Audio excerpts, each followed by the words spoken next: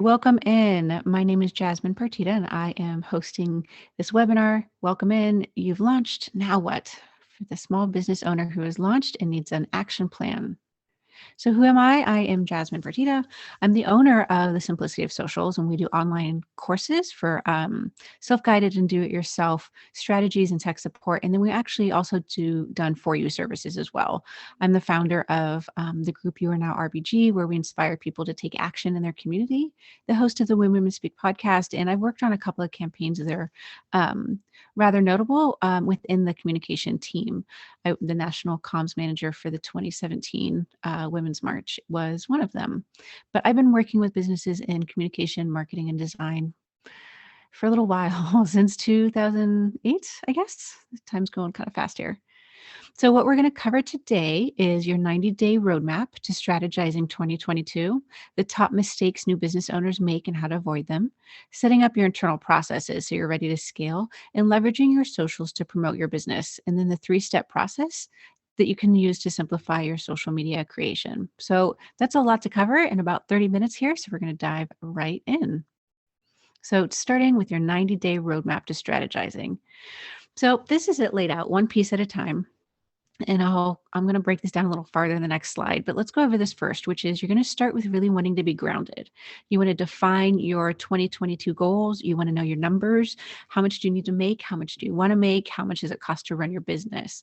So sitting down to get clarity on that is absolutely the first thing you need to do so that you know where you're going and you know what products to focus on and what works for you as a business. As much as we are mostly thinking about the client or the customer within our journey as a business owner, you do have to start very grounded in what you need as well.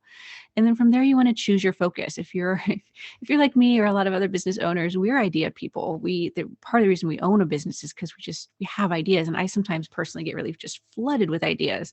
So that can be both an asset and a bit of an issue. So when you're starting out something like this and you've launched your business and you have multiple products that you're offering, one of the things you want to do is focus on a specific one. Kind of think of it as your flagship project. So take a minute and really decide what that will be, both in terms of the customers and clients that you will be aligning with and the product itself.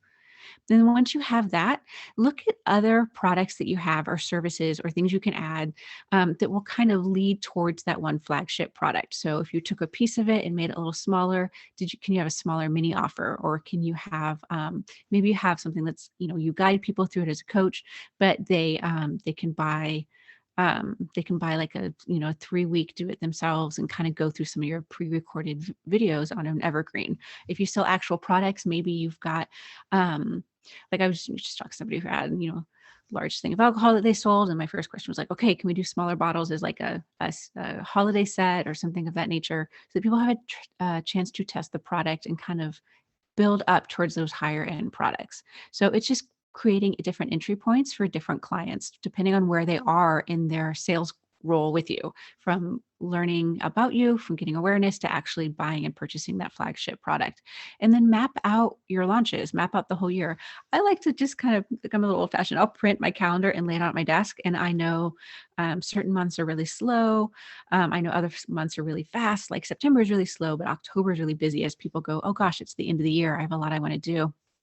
So it's just a matter of knowing where those ebbs and flows in your business are a little bit, and then going ahead and putting your new launches there. So if you're doing a new product, a new service, that putting them where you're a little slow anyway will help fill that gap for you, but it also allows you a little more time where you're not going to be as busy with other customers because it already is your slow time and you can give that new product some focus.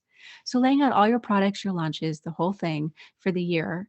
And then you want to write that top level content. And that's not the content itself, it's the plan based on these events and launches. So like, let's say I had something that was launching in September, I'd want to start talking about it at the end of June, right? And then kind of, okay, these are kind of the couple weeks, and I want to make sure a week before last week to sign up, and just kind of laying out what you'll say when, without having to write out the entire post. This is just to sit down top level, kind of get a sense of your year, and then put that aside for a minute and think about your main message for the year. So if you're looking at your main products, your main services, who is the main person that will be interested in those things that you'll be selling to and looking to connect to, and writing out a message that really connects your ideal client with your flagship product.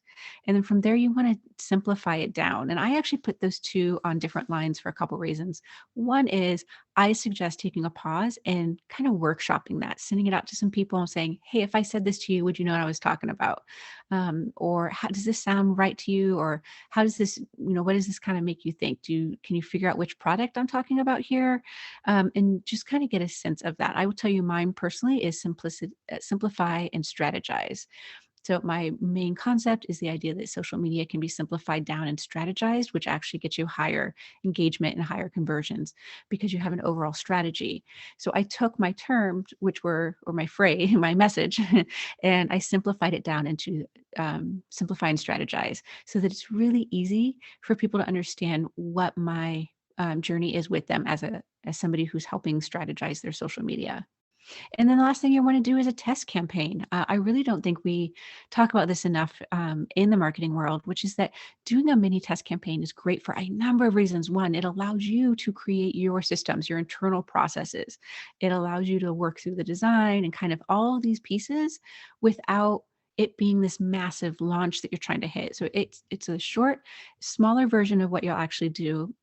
It's just a chance to go through, okay, how am I set this up? What is it going to look like? Where do they sign up? And just building out some of those elements and doing a test. And then if you're doing ads on Facebook and Instagram, go ahead and add that Facebook pixel and run a couple of small ads, maybe $10, $15 a day. And what it does is Facebook will start to build an audience around who went and looked at your sales page from your ads. And so from there, next time you run Facebook ads, you can make a lookalike audience like the last ones that engaged with your content. So doing a test actually has multi levels of really positive. And this is what that looks like in a time frame as far as 90 days. Your week 1, 2, 3, 4, and the last weeks 8 through 12 is that's your test campaign.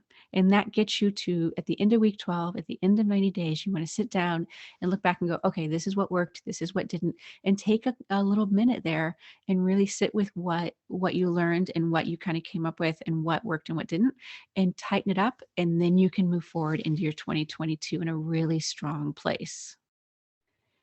So here are some top mistakes that I see pretty consistently with business owners.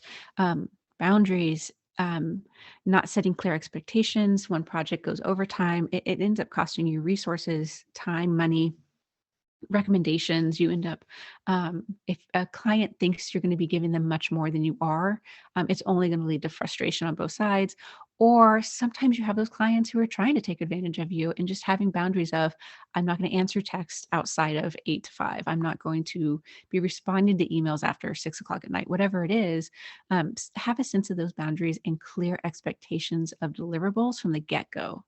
And to that end, having a contract, even with friends, it just helps set the tone that here's some clarity, these are the expectations, and it allows you to have something to fall back on if that project does indeed take a turn. And then not planning out your socials. I can't tell you how many people are like, oh, I wake up every morning and go, shoot, I should post something on social media. Or they say, yeah, I've been meaning to do a social media calendar. Well, the reality is if you sat down and did your year plan, I'm calling it your business plan here, but like your 2020 business plan at the same time as you looked at your marketing and when you would need to run ads and do launches of letting people know that you have this product or this service or whatever launching, and then you create your social media content calendar at the same time, it takes so much of the stress out. Instead of doing it 3 separate times, you're doing it once, and it just really pulls everything together. Sorry, this next one is me. Perfectionism will never serve you, but the ability to pivot around a roadblock always will. So the reality is you will get better when you do something and fail, or when you do something and it was okay, it went fine, but you can make it better now. So if your thing is perfectionism, I'm speaking directly to you in this moment, which is that you can get closer to perfectionism. You'll never hit it. So just take a moment and sit with that. But you can get closer to it by actually doing the things. Do the thing and get past your fear of it not being perfect or not being right or it not being quite where you want it, because it will get better the more you do it. And the only way to get better is to do the thing. It's just one of these life lessons the universe has sent us. And then not protecting your business. You have to copyright your name. LLC will protect your assets and your family, an accountant to make sure that your everything's aligning and that you're not, frankly, also missing opportunities for funding and other options and places to save money. Lawyer to review your contract, and then your domain name. I've had a number of clients come to me, set up their whole business, and go, "Okay, I'm ready to do a website," and I go to buy the domain for them, and it's already taken. So, and maybe a couple versions of it are taken because there's a big company in another country or something with the same name. So doing some research first and starting there and then working your way up is a really great. It just protects your business.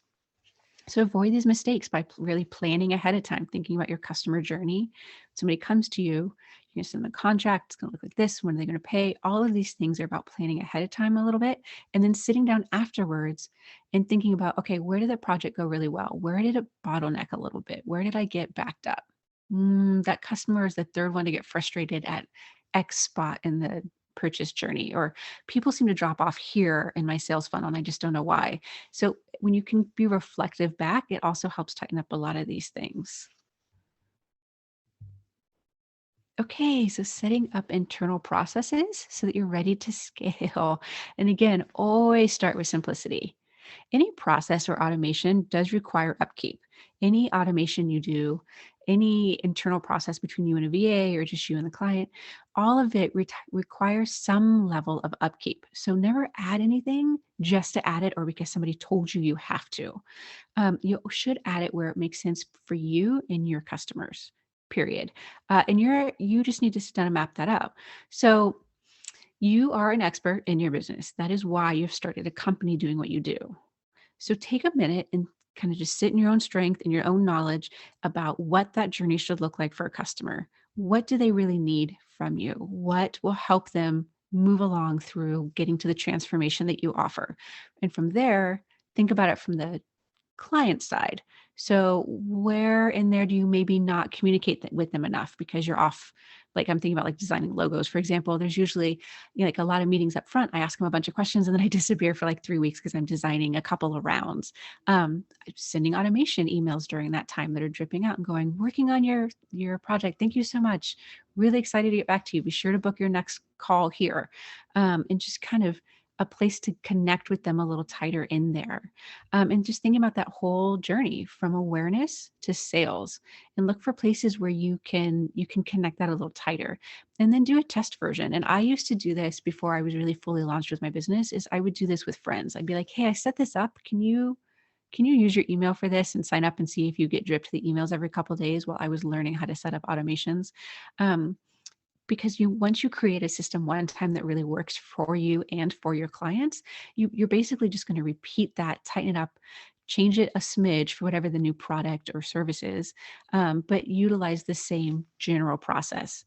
So having that done once is actually really valuable and time saving over the length of your business. So a couple of examples of where you could be doing this is calendar bookings with appointment reminders sent automatically, or project management. This is where something like Honeybooks comes in, and then the client can actually see their timeline and see when they'll be hearing from you and see where things are. Automatic signups with your newsletter, welcoming people. That's a great first one to start with if you haven't done an automation before. And your freebie giveaway. So, when you like, if somebody sign up for a PDF and then you'll send it to them, you can set that up to automatically happen through your email. So you don't have to try to hook up with a third party system. You can do it right in Flowdesk or ActiveCampaign or MailChimp or whatever you're using. They all have something where you can do that. And it's just a matter of setting it up. And then again, you can actually copy that process and use it in the future. You can add a 3-day delay where they get the freebie and then 3 days later they get a sales email automatically. Maybe that sales and it's like, thank you so much for taking the opportunity to grab our free XYZ. Here's a 25% off coupon, good through the end of the month. Or you can add an online contract so that they sign it prior to even starting a project with you. And once they fill it out, they automatically get the invoice. So some of those processes are just really helpful on both sides. And that's how you know it is a good process. Okay, so let's talk about leveraging your socials to promote your business. So I've kind of already touched on this a smidge, and then I went ahead and snuck it into your 90-day plan. So it's not something extra that you're doing. But again, planning your business at the same time that you're planning your message and your communications um, actually really connects your clients to your business, your services, your products. And when it's done all at the same time, that's when you get really clear messaging and more specifically consistency in messaging because you're able to break down what you're offering and where they're going and what the timeline is. And you're able to have such clarity as opposed to kind of reactionary post creation. um, so doing it this way already starts creating that consistency. So when you have the consistency and your quality like this, then you're building trust, you're showing your expertise, you're inspiring. It gives you a chance you can start putting in some fun stuff like interacting with them, having some fun, because you're not so stressed about posting just in general about your business or I've got to fill this program or I've got to sell X units of this new product. You get to start adding in the fun and adding in the connection and adding in the social. And that's where they really get to know you. And to be honest, that's a big piece of what sells people. So the bigger question is how to do that. So in my course, well, I've got a series of 3 courses for simplify your socials. I've got the main course that has everything in it, and then I broke it out into 3 smaller if you just needed your messaging or whatever. And one of them is content creation. And so this is one of the 3 systems that I break down in that course, which is to start at the end. So content creation is difficult when you're not clear about the goal for your audience. So what is the single action you want them to take, and what will their transformation be? Now, so you're going to create one video introducing them to the concept of your service or the first steps of what they would benefit from. So anywhere from 15 to 30 minutes, and then put this on YouTube and Facebook.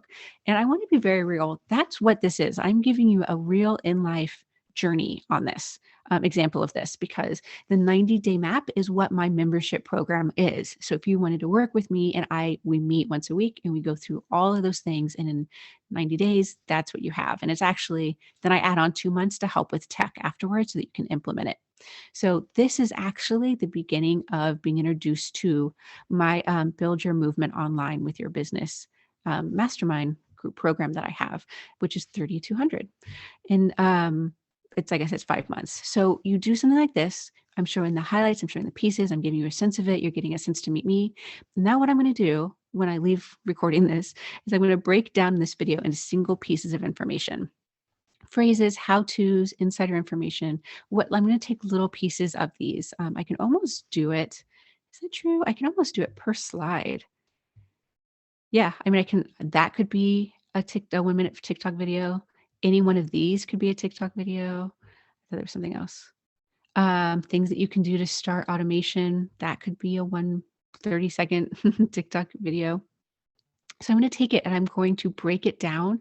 And I say TikTok in part because it's such a casual platform that if you're not used to doing videos or you're not used to kind of being the face of your business, it gives you a chance to break in a little bit without feeling so much of the pressure. A lot of people, they're just in their cars. There's one woman who, Elise, her hair is, look up 100 taco worst date video on TikTok if you haven't seen it already. And her hair is an absolute mess and her background is really plain. And she's one of the top people on TikTok right now. You can literally show up as your very authentic self there. And then that's not quite as true it is, but not to quite to the same level as on Instagram. So you could either re-record it or reuse it onto Instagram. And the only thing I said here was make sure you download it without the TikTok watermark. Instagram won't show a Reels to people if it had as many people if it has the TikTok watermark. So go ahead and record a TikTok. Maybe you can record 10 of them in a day and just keep them in your drafts, and then you drip them out over a couple weeks. Then you take those videos and you can download them and reuse them and up as Instagram Reels. And then that reel you can just share over to Facebook. So you've now hit 3 platforms. And not only that, but then what you do is you take each one of those and you create a single graphic or carousel post if it's multiple points for each of those. And then you can schedule those out to automatically post on Instagram and Facebook. And then you can also utilize them on LinkedIn. So you're starting at the end. You're not having to sit down and come up with ideas or get stuck searching social media for how should I do this? You just start at the largest piece and then break it down. So we've covered a lot in this. It was really fast. This is what I do though in my videos is I really believe in like real quality content. I'm not here to waste your time. We're all busy entrepreneurs. So if you did want to work with me, that would be amazing. I have a limited sale, all of my courses, which is there's 11 of them, lifetime access just for right now. Just this is limited time sale for $9.97, which is valued at $18.70, I think is what the total comes to if you bought them each individually. So you can have access to all my courses, or you can join me and work through these 90 days. And that's the Build Your Movement. There's the 550 self-paced course in my portal at simplicityofsocials.com, or you can sign up for my 6-month program. And I can only take 5 people at that level, but I love it. I just love working with people. I reference the content creation, the mapping your funnels. There's the Build Your Movement again. And then I have a Tech for Entrepreneur course as well. And I'll launch a podcast in 6 weeks. There's a lot of fun stuff in there. So thank you for attending today. And I hope to connect with you. You can always jump into my Facebook group, Simplify Your Socials, and I answer questions. You can tag me and drop in things. What does this look like? How is this looking? Does this message sound good? And I love giving feedback. So I hope to connect with you.